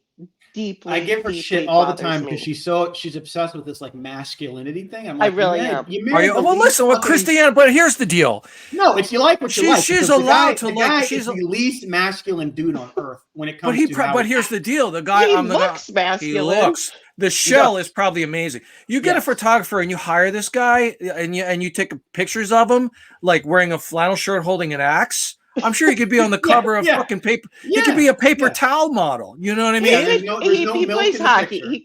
He looks. This guy plays hockey. Yeah, he looks like a hockey player. Dan, hockey, in case you didn't know, is the fucking manliest sport you could ever play. More manly than rugby. I don't give a fuck. Hockey is it. It's pinnacle, dude. Masculinity. Am I wrong? But then when he scores a goal, he has his celebratory milk. I'm sorry. Hold on. I got to get into this. Now, do the guys on the team? They must give him shit about the milk. Okay, I was using hyperbole. She was joking about the milk. I think. He hasn't played, organized hockey since college. Actually, he played in grad school, so not since grad school, and he's in his 50s now. We live in Buffalo, so there are pickup teams and stuff, but he's been kicked off teams. And his brother, he and his brother are like so annoying. They get kicked off teams. Hold on. First off, I just want to say something. All three of us are talking about our spouses, and they don't listen to this podcast anymore. No, right? My lady listened to the first podcast, decided it wasn't for her, and that's it. Same with Dan, right? Kara listened to the first one, and like that's it. If she's here while I'm doing it, but she's not here right now. Right. And Christina, this dude ain't gonna listen to the podcast. It's not about Buffalo, yeah. Right. But like, he got kicked off the hockey team for being annoying. He and his brother, when you put them together, are annoying as fuck. Separate. So the annoying. Hold on. It's sort of like it multiplies how annoying it is. Like it's not 1 + 1 is 2. It's twin exponentially annoying. You can have one or you can have the other. You can't have both. So my husband was on the team. They're kind of snobby. Yes. And very set in their ways. And yes. I call them dollar store Fraser and Niles, like from the Fraser They show. are, yes. Bro, this is wild, what's amazing, Christina. dude, you are throwing these dudes under the bus. No, look. The amazing thing is they get kicked off of teams, and it never occurs to them, maybe we're on the spectrum. No, maybe they were wrong. Shocked. They had no idea what happened. They were like, that's wild to me. Like, I mean, there's no, so it's not being on the spectrum. A lot of people on the spectrum, it's fine. Being unaware. It's not knowing. That's it's wild. Going their whole life. You got a twin that maybe, okay, well, let me ask you this, Christina. Has anyone taken video of them just doing something and then showed them the video without them knowing? Like, okay, if they're, him and his brother are drinking milk, eating fucking cookies and watching cartoons or whatever the fuck, and then is someone taking video about both parts? Okay. You need to take video. Someone needs to take video of them covertly so they don't know it. And then later be like, hey, what's up, guys? Look at this. Here you two are eating fucking. You're weird. No, Brute. I'm not weird. You're weird. You're weird. It is a wild. So that's wild. Because I'm the expert in this topic, having dealt with it my whole life. My theory on these two is this is so funny. They went through their life as younger people before Christina knew either of them, probably constantly getting shit for being late, being weird, doing strange, stupid shit, talking all the time about dumb shit no one cares about. And I think their reaction to it was to just go into a shell and just be very stubborn. I'm fine. I'm normal. It's a double down and pushback, right? But here's the other thing. In another segment of their lives, they were the firstborn grandsons. They were blonde. They were cute. They were good at hockey. They're smart. They're both very book smart. They excelled in school. So they got a lot of praise. Yeah. So when they did get pushback, they had these elevated thoughts of themselves. So they're like, look, it doesn't matter that I'm late. It doesn't matter that I want chocolate cake for lunch. You're weird. I mean, for lack of a better term, there's probably, I mean, if you describe, they're young, they're blonde, they're good looking, growing up in the 70s. There's probably a lot of white privilege, just as far as like, totally. which I've had, the three of us have had. And it's probably like, oh, what do you mean I'm fucking crazy? No, I ain't no way. My family tells me that I'm special. I'm doing really great. I'm good at hockey. Look at me. I'm handsome. And back then, probably also I'm thinking back then, if they're kids, these are sort of childlike behaviors. They're flying under the radar. Oh, he's just being boys. Boys are being boys. You know, there's a lot of boys will be boys, which, as we know now, is fucking toxic as fuck to just let that happen. But now we know, it's like that results to where we are right now. You got a couple of 50-year-olds drinking milk. If those guys had been born now, they would have gotten a diagnosis. Undeniably, they would have gotten a diagnosis. But again, I get to a point where it's so amazing to me that you've made it to this age, had all these life experiences giving you this feedback. Like, hey, man, something's wrong, red flag, something's wrong. And they have managed to get to this age in such a level of denial. You almost have to fucking shake their hand and be like, wow, tip your cap. Wow. Like, that's hard to do. Like Bruce, you've had your shit in life where you've gotten through addiction and other things where you've had to face harsh realities. I have too. I struggle socially. I've had to realize, maybe it's not other people. Maybe it's fucking me. And like, you almost have to respect setting yourself up in life where no one's going to tell you this. Like, we have like this bubble around your head, like there's things are deflecting off it and you have your own reality. And by the time you're 50 something, you're so locked into having this bubble around you. And of course you're going to, like, everyone else is wrong. How dare you think that I'm on the spectrum? How dare? There's no way. I'm just like, so I'm late a little while. No big deal. You know what I mean? And even now, I mean, the way that I've had to work to make my marriage work is I've had to accept this. And so I just don't say anything. I accept it and I live with it. I can't constantly point it out to him because it doesn't do any good. And you like it because, like, when he's napping, that's so funny. He's quiet. You can just look at him on the couch, this handsome guy sleeping on the couch. That's my husband. I've heard recordings of him. Like, don't fucking talk. He gets going on a topic, and it's like a snowball rolling downhill. Right. And I can be chatty, but this is a whole other level. I do have, Dan was there for one milk story that I'd like to tell this milk story. And then I don't know what your guys' timeline is, but Bruce, so I'm going to Dan's house in 4 days. Yeah. And Dan's coming here and then Dan's going, okay. I'd love to share with you some of my thoughts so this is, I'm going to say, like the 6th or 7th time that I have pet sat for Dan and his wife. And so I want to share my thoughts. But first, let me tell you this classic milk story. So, I think you probably know Dan's a graduate of Dartmouth. Has he ever told you that? Oh yeah, I know all about Dan's White Tower Ivy League upbringing. Yeah, all about it. I'm better than him. That's right. He's better than everyone. Several years ago, Dan's good friend, her son, who's a really good football player, and went to Dartmouth. I know his, in a roundabout way, I know them too. So my husband and I wanted to see the son's inaugural football game. Right. And we were very excited to go. So it's a chance to go to the old alma mater and walk around and watch the football game. Very exciting. It was a lot. We all meet. We all stay in the same little place. Yeah. Okay. Yes. Okay. So we're in New England though, and my husband is a night owl. In Buffalo, stores are open 24 hours. Bars are open till 4 a.m. We were Dartmouth's in New Hampshire, but our hotel was in Vermont. Vermont is not like things close at 9 p.m. in Vermont. Boy. Yeah. So we had all gone to dinner and stuff. Everyone retires for the evening. I'm like in bed, but my husband is a night owl, and he's just like, I can tell he's antsy. He's gonna go do something. So I'm like, well, good luck finding something else. Good luck. I'm going to sleep. Have fun. Yeah, exactly. Yeah.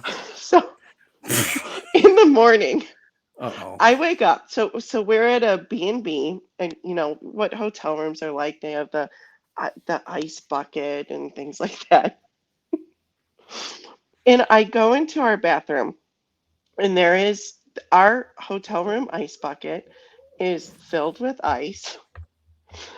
And rather than like a romantic bottle of wine or champagne bottle inside the ice bucket, there's a quart of milk.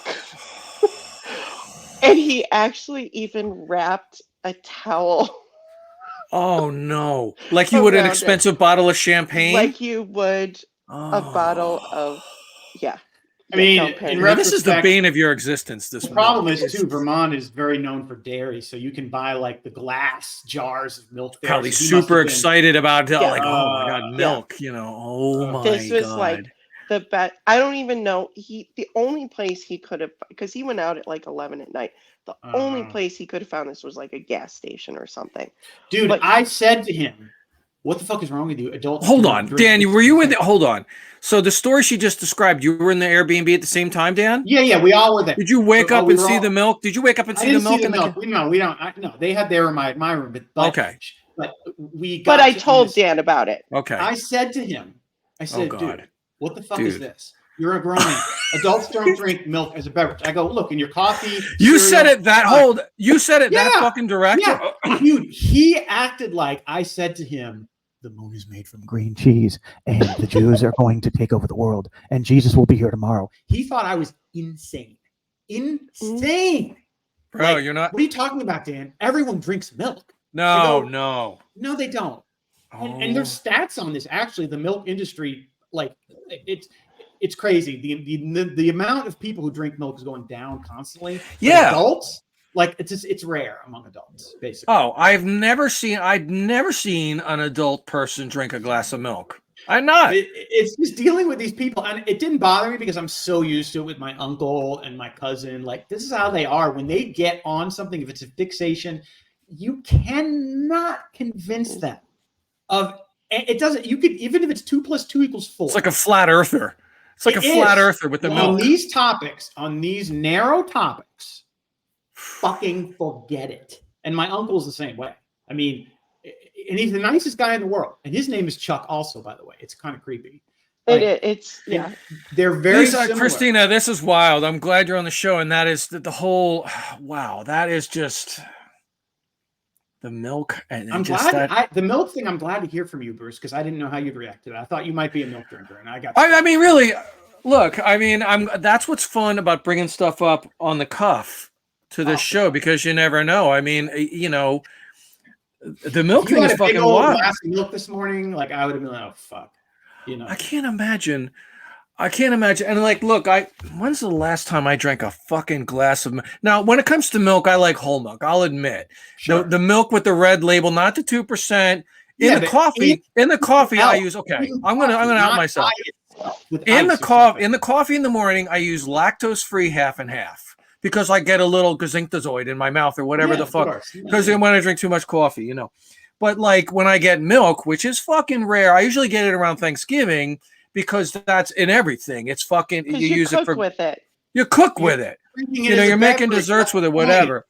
I would never. Who the fuck is gonna? And I remember when I was a child how good a glass of milk was with chocolate chip cookies. I remember with brownies. Sure. I remember that. And even as good as that memory is, like, we all have this sort of like memories of things that we do as a child, and we want to do them now because the memories were so good. For some reason, milk doesn't cross that threshold. Like, no. I don't like say like, oh, I'm going to have some cookies. I love having hot brownies. I love having cookies. I love eating fucking chocolate cake. I still do. And I remember how good milk was back there. But for some reason, I am not looking to have a fucking glass of milk with that. That's disgusting. It's disgusting. I'm with you 100%. I didn't even like milk as a kid. No, that's weird, but God. I didn't. This is wild.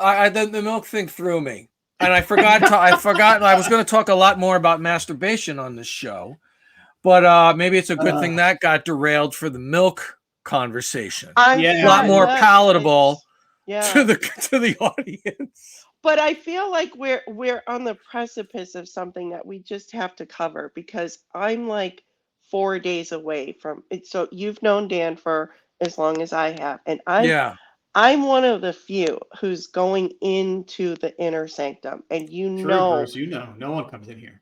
No one knows. No one. And Christine is messy, and my wife is a fucking OCD neat freak. So yes. You know what?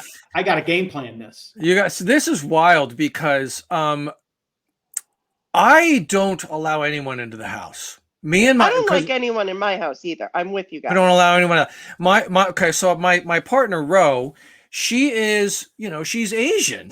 But not like, I joke, she's not like off the boat Asian. She's like went to Berkeley Asian, And and I know that sounds a little horrible, but that's how she will describe herself. Okay. But she's like super, super smart, and she's like, she's a fucking chemist. What she's doing with me, I don't know. But she's also extremely private person. That's big in the Asian community, to not let people into your family's business or all like that. It's an extremely cultural thing. I get it. And as such, we don't want people to come over to her house. She doesn't want to come people in the house for that reason. I don't want people coming over the house because it's so fucking messy. This house is like a goddamn bomb went off. I mean, parts of the house are straight up disgusting. Like, I don't want anyone going into my bathroom. My bathroom, Bruce, I'm with you. Looks like a gas station bathroom. I mean, I don't give a fuck. And so like, we've had some people coming over that. If we had people coming over our house, I get nervous. I'm like, where are they going to go to the bathroom? Are they going to go in my fucking bathroom? Ain't no way. I'm too embarrassed. I don't want him in the fucking house. And we also got a perimeter fence put around the house, so no one can physically walk up to the house and knock on the door. Mm-hmm. There's no delay. Amazon, they just throw the shit over the fence. Good luck. No one's coming up to the door anymore. So, and I could just tell by Dan looking at Dan's house. Dan's house is neat as hell. Dan's got money. Dan's place looks gorgeous. Look at how clean it is. Look at how well kept it is. Well, I don't have a fucking couch like that. This guy's got people. He's got a cleaning lady. No. Hold on. I am not a neat freak. I'm what I would consider to be kind of average normal. Right? Christina will be the judge of that when I get the report of what's going on. No, so let me explain it. Okay, so first of all, their house is like a bunker. It's a quarter mile from the road. Right. It's all brick. Like, okay, so like it's a survival. Like, and by the way, I'm the reason he's like that. Bruce is my inspiration. I'm absolutely the reason Dan is like that. So here's the thing. I really enjoy Dan's wife. I think they're very good together. And I know that for sure. Kara does not like a lot of people. Maybe I'm deluding myself, but I think she actually likes me, and I enjoy the time I spend with her. Yeah, and agreed. Obviously Dan's like a brother to me. We're very, very, very good friends. In fact, Dan and I have fought a couple of times, pretty bad. And Kara has intervened. She's like, I can't stand Dan when you're not in his life. You guys have to make up. So I do value our friendship, and I respect Kara like immensely. And I know that the only reason I'm invited into this inner sanctum is because of the pets. And we are completely on the same page with when it comes to animals and pets. Well, Kara will not forget the house. When we leave, she worries about these animals like nothing. Oh yeah, me too. I worry. Yeah, there's only a handful of people that she would not even a handful of people that she feels comfortable that's going to come in, take care of everybody. Everyone's going to have to say, because we don't want our animals' lives disrupted when we're gone. We want their lives to be the same. And that is their goal. That is why they bring me there, and that's their instructions.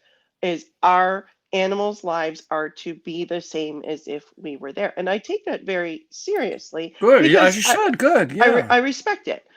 And also, I've gotten to know a lot. They have pet pigs, and it's not easy to get to know pigs. Like, you have to, the very first time I was left alone with their pigs, the alpha pig challenged me. And I had 1 second to consider how to handle it. I said I could either let her win or I can show her that I'm the boss. And I had to act accordingly. And I'm usually, there's two ways to handle pigs. You either bribe them or you overpower them. And I'm much more the bribing route. Yeah, but I think I take the bribing route myself too. Yeah, but in this case, I had to show their alpha pig that I meant business. Like, you're not going to overpower me. So I had to, and she will still, like to this day, headbutt my calf if I'm too slow feeding her and stuff. Like, she does challenge me. It's like substitute teacher syndrome too. Totally. Yeah. Wow.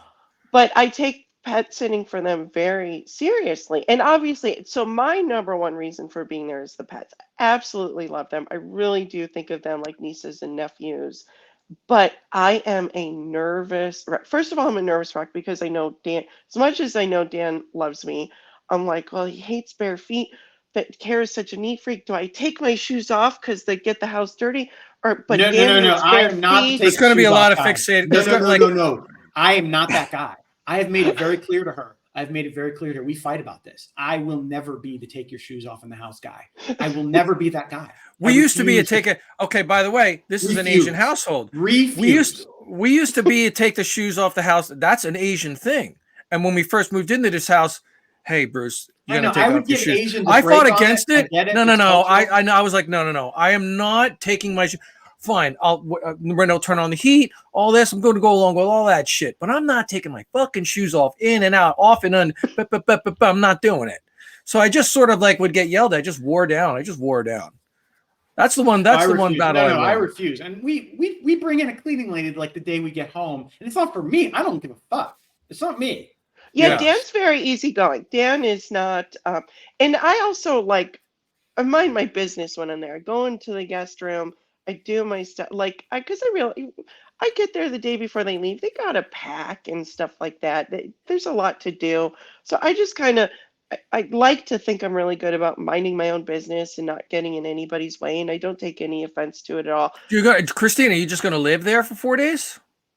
No, I'm going to be there almost it's 10 days. Almost. Yeah. But you're going to stay there physically. That's our whole thing. Is we want someone to be here who doesn't have a job and shit to do. That way our animals, they're on the schedule. This is my dream job. Like, I would love this fucking job. If I was there, I'd be like, Dan, please, because you gotta earn Kara's trust. That's the hard. I know, right? But can you imagine like this big spread that he's got, and I would be just eating fucking, everything but a glass of milk. I'd just like sit there and just eat whatever he's got in that fridge and just make pizzas and just. They don't have a lot. I think they're more minimalist. You know what? You're right. I get the feeling. Okay. I don't know how you are, Christina, but I open up my fridge right now. There's a good amount of shit in there for eat. By the way, Dan, we never got to talk about my old casserole, but we can get to that later. Yeah. But I got a feeling that Dan's fridge, there's not a lot of food in there. There's probably a lot because I know they go out to these fucking restaurants, these farkakte restaurants, constantly with the restaurants. These two. Yeah, we eat out a lot, and then when I cook, I just go and buy what I need and cook it. I don't keep a lot of shit in the house because I like to set myself up in a no-fail environment for me, because if I have food here, I'm gonna fucking eat it. So Bruce, I cook a lot. I'm a home cook. I have definitely upped my game since the pandemic when I had more time to cook. I cook a lot. I home cook. By my standards, they do not have a lot in their refrigerator, and that's fine. I'm not criticizing them at all. Here's the thing. Here's also the other thing is so when I'm there and they're gone, I love to spoil the pigs. I make them salads. I'm constantly serving them treats and stuff. And I am a naturally messy person. My parents are clutter bugs. I grew up in a house where I grew up in old houses always. Their house is very new. I don't see mess. So I am certain that I have been cutting up vegetables or fruits for the pigs and something's gone on the floor and I don't even notice it. Like a little piece of pepper falls in that crack between the fucking stove and down there, and now it's on the floor and it's getting moldy, and you're up like, oh my God, there's a fucking piece of pepper on the ground, and it's my fault in their pristine house, and I'm fucking nervous about it. Yes, I get totally, that. totally. You know what? If I was in Dan's place, I'd have the same sort of vibe. Like I'm sure he's got like a nice clean surface on like a table that's in the hallway, and there's like a nice ornamental vase or something that's there. Yeah, I'm And like afraid to even I'm put gonna the fucking mail break. on I'm that. gonna break that thing. Yep, I'm gonna like get totally. a fingerprint on it or some I'm afraid shit. to even leave keys next to it. Like it'll upset the Yeah. feng shui.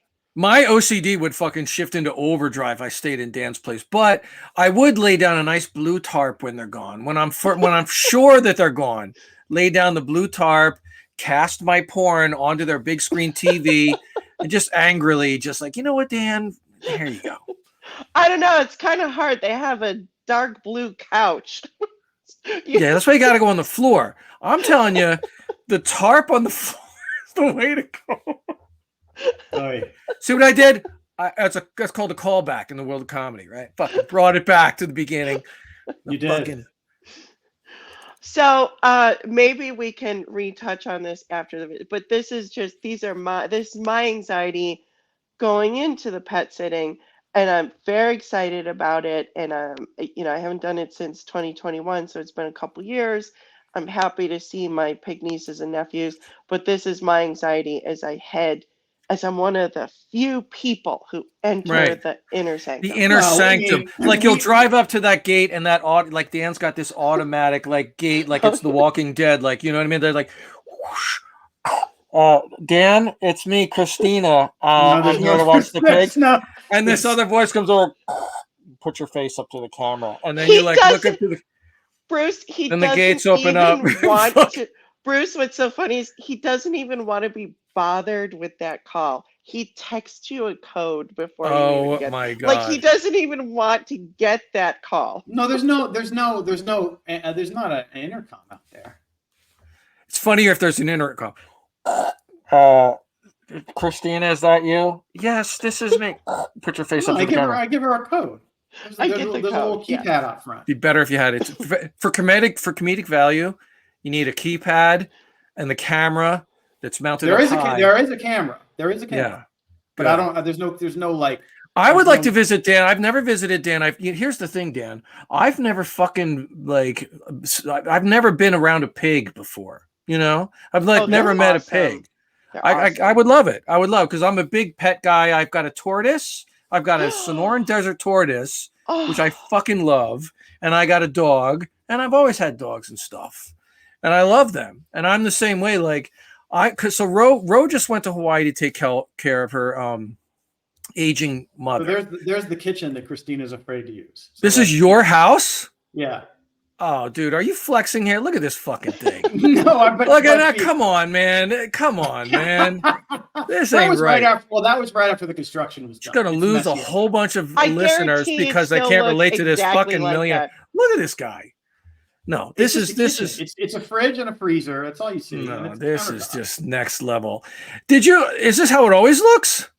Yes. No. This is yes, it does. Christina, I'm with you. If I'm walking into this kitchen, I'm nervous right off the bat. That's my baseline for being in a kitchen this pristine, like it's a clean room in a fucking laboratory. This is NASA spec clean. What? I have to cut a watermelon. Oh no, hell no! You know what? I'm just not eating the watermelon. You know what? I'd like a watermelon right now. The watermelon for the pig. Everything's white. Dude, I'm gonna make a stain on it somehow, and it's gonna be my fucking fault. No, you know what? No, I'm gonna stay. You know what? I swear to God, it all the time. I'd feel better living in the pig barn on the straw, where I know I could just be the feral human that I am, and just piss in the corner and just eat and let the scraps fall on the ground. And just be like, I don't give a fuck. I'm not even joking. I'd feel more comfortable in the pig barn than in that fucking kitchen. And if the bedroom is anything like the kitchen. No, it's really, look, it's not. Pull up a picture. I'm sure you got a picture of the fucking bedroom. That thing is going to be spotless, Christina. No. And then, I don't know where they're going to put you up at, but I'm sure the night tables are going to be completely clean. She'll sleep in our bed. We'll make the bed for her. She'll sleep. They want their pets to have this. And I would do the same. Because the animals will sleep in the bed with her. Pets sleep in the bed. So it's I hope you're paying Christina well, because that's the full, that's like the girlfriend experience, right? But it's like the full, like, Well, everybody wins though, because she gets away from Mr. Milk Talker. Oh, it'd be great for a week, right? And do you have a milk-related nickname for this guy? Because we definitely maybe should come up with one. If there's not, or that's too mean. Like I don't know, but like nickname for him. But like, so you get away. So hold on. For 10 days, you're gonna get away from him. I'm gonna be gone almost 2 weeks. Because after they get back, I'm gonna just hang around Jacksonville and St. Augustine for a couple days. No milk. No, you're not. You know what? You're gonna go 2 weeks without seeing a grown man drink some milk. Absolutely. That's gonna feel good. That's gonna feel fucking good. That is gonna feel good. And there's no milk in this house. Ain't gonna be no milk in the house. You know what I mean? Like that, and just like it's gonna be fucking quiet. Oh. Yes, that is the number one thing I enjoy about the pet sitting is the quiet. Christina, what do you do? Are you gonna read a novel? Are you gonna draw pictures? Like, are you gonna watch your stories? I do like to read. I'm a big TV watcher. I'm a big believer in TV. I make no apologies for my love of TV. I'm with you. I love this. Binging Below Deck, and I it's marvelous. I like everything from the Kardashians and Below Deck to Breaking Bad and Succession. So you like the trash reality shows? I love everything. Yeah, they're good. They're good. Yeah. I stopped watching them because I get too I fixate on stuff but I'm a bigger fan of the earlier trash reality shows like Flavor of Love and fucking Rock of Love. Marvelous. They're the best, and so, but I haven't watched, nowadays I don't watch reality shows too much. Nowadays I watch I like watching these psychological horrors and stuff, like this movie like Midsummer and like this fucking like crazy horror movies. Dan's never seen a lot of movies. 3 times on this podcast, I bring up a movie like, hey, have you ever seen Get Out? The Jordan Peele film? He's like, no. And I'm like, this dude's not watching. You know what? He's watching Wheel of Fortune with this guy makes fun of me for being an altar cocker. He's watching. This guy is not watching modern movies. He's watching fucking Wheel of Fortune and stuff. I wouldn't be surprised if he's watching stories, Days of Our Lives and shit. No, you're not this wrong. Guy. No, I don't watch soap operas, but no, you're not wrong. I am. Yeah, I like Frasier reruns. I mean, I'll watch it on Netflix or whatever and TV shows, but I'm not a big movie guy. Like she said, I don't have the attention span. That's fine. You know what, Christina? We can give him a pass because you know what he's not doing? He's not drinking glasses of milk. That's true. No, yeah. No milk. And none of us have kids that were no, fuck. I can't. No. Fuck that. I can't even imagine. No, I can't either. Dan and I watched Temptation Island together when it. That's some quality television. I don't know that one. It's marvelous. Oh my God, Bruce. Is that where the couples go and they cheat and like it's on camera? Yeah. And they're all shocked every time, and it's just an amazing. There's like lots of alcohol. Everyone's drunk all the time. Yeah. Yeah, yes. You have to be. Yes. Yeah, that's good. So of course they're going to cheat. Of course. And the producers pick people who are already in rocky relationships as it is. They know there's going to be some spiciness. There's always one couple that stays together, but then by the reunion episode, they're broken up. Nice. So Dan is going to come out. Christina, Dan's going to, while you're doing this, he's going to come here this Friday. Yep. And it's now my job. I'm already looking on Google Maps, like, where am I going to take Dan? Because quite frankly, I want to bring Dan to a place that we're both going to be annoyed at. I mean, this is fucked up. I know, but I'm going to try to find a cafe or a place where Dan and I can sit there and be annoyed. Like, and I know it. And I live near ASU, Arizona State University. Mm-hmm. This is like a college town. He's kind of Do you have like one of those axe throwing bars? Oh, I will never go into an axe throwing bar. Well, you want to be annoyed. But I mean, you nailed it because there is no place douchier on earth than an axe throwing. Christina, you brought 2 really good pieces of content to the show. The adults drinking milk is gold, and fucking I know I could do an hour. I could do an hour riffing on an axe throwing bar. Yeah. Holy shit, that's annoying. Yeah. Oh my God, let's go to an axe throw. And I mean, look. If I went, and I like throwing axes, and I like being destructive and stuff like that. I like doing it, but I'm certainly not going to go to a bar and pay money to do it. Like I go out to East Jesus and I go out to woods and I go camping and I do shit like that for free. Doesn't drink, so the axe throwing bar is stupid. We can go anywhere. But my not drinking. Okay, look, it's not cafe, restaurant. You could go to Panera. Yeah, and Panera's super annoying. That's a very good one. Yeah. So on Thursday, Christina gets here, and then on Friday morning we leave and then we come to Phoenix that night. So this is going to be. I feel like I need a full report. You know, Dan's vacation has, for me, I could give a shit, but it's going to come back with so much content for the show. It is. Like, so Christina, we made, I'll leave you with this. We're taking over and under odds on, because Dan thinks he can pay his way out of an experience with a child, which I told him is a bad move. I told Dan, if you want a child-free vacation, you got to go to an adults only, specifically like where it says the rules 18 and over. He refuses to do that, Dan. Dan thinks that he can. Those places are lame. Like, it's not what I want. That's not what I want to do. Okay, but you're going to have kids. That's fine. But you're going to have kids. What's worse? There's only 100 people on this boat, dude. There's only 100 people. Dan, what's worse? Those places are lame, or there's an ASIN with you on the fucking boat? We'll and I know what the answer is. There's 100. How many kids do we think are going to be on this fancy? That's not the question. If it's a 14-year-old, I'm fine with it. But if we're talking about a kid who should not be there, who's like 4. How do we do this betting? Were we doing an over or under, like percentage chance that he runs into a child? Over under on 100 people on a cruise on a ship, a fair over under on kids that should not be there. I would set it at 6.5. So I could see you being so annoyed by a 14-year-old. Let's say but that's different. I might be annoyed, but I'm not going to say the kid shouldn't be there. The kid's old enough where it's. Dan, you're going to fix it. But Christina's right. You're going to fixate on it, and it's going to ruin your vacation. Well, yeah, that's true. But I'm talking about the question is how many kids will be there that it's like just looking at them across the room. I'm like, what the fuck? Whereas a 14-year-old, you're looking across the room, they might be awful. But at least they're old enough where, in theory, they could have. So you'll fixate on it. It will ruin your vacation less than if you saw a 5-year-old. Yeah. If I see small, I'm going to say 6.5 is your over/under. I'm taking the under. I don't think there's going to be that many small children. Dan's going to run. I predict. This is what I said last time. 7 kids. Dan's going to run into 7 kids are going to be on this thing, and who are younger than like 10. Christina, this guy went to the Galapagos Islands. I was pet sitting. I was getting nothing. It was just nonstop texts about this one kid with a camera. It's not one picture, one picture of a beautiful turtle or look at the species. No one's seen this. Nothing. Poor Kara. Bruce, we got the same text. I was pet sitting for him during Galapagos. She was pet sitting for me then. Yeah, that was 12 years ago. No, let's just see. We'll see. We're going to know pretty early. I mean, I'm going to say this, though. You could have 5 kids under 5 and have them be no big deal. But if you've got one 14-year-old named like Basket who declares pronouns and dresses